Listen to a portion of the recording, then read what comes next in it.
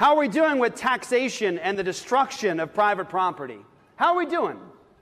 I mean, we don't think about it, and we're just under it now, so we have to yield for the moment because we will not be prophetic as a church. How are we doing with the destruction of private property?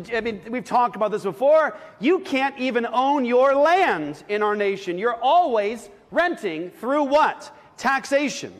You can buy the dirt, you can buy the stuff with all of your money, and it's all paid off. And what are you doing for the rest of your life? What are you doing?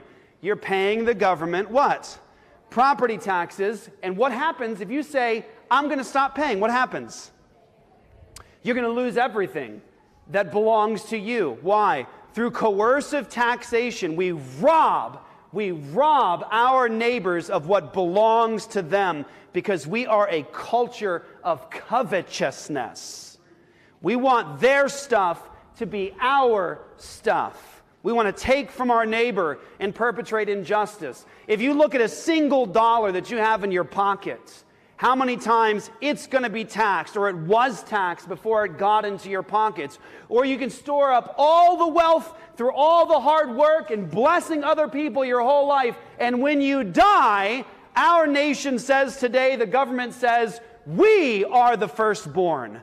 The government's the firstborn in our nation through death taxes. It used to be in God's law, the family builds up the wealth, the father dies, the mother dies, and that gets passed on to that next generation through the firstborn to bless the next generation, to continue to establish more wealth, build more businesses, bless more lives, take away poverty. Now the government today, because we will not bring wisdom into the public square, says that belongs to me. I'll be the firstborn. Now, when you work, before you get your money, the government has already said, this half is mine. I'll take it.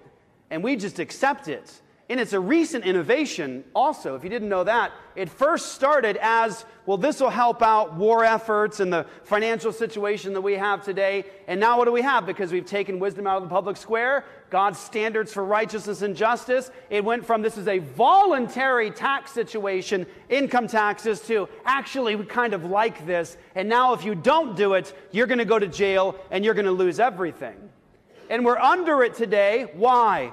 Because we've taken wisdom, the wisdom of God, and the standards of justice of God, and we've put her into a corner and closed the door. We've said, stay silent. It doesn't go there. Scripture says, if you want a king to reign, if you want rulers to decree what is just, they must do it by me. What's the by me part? The wisdom of God. It seems today, because we hate God,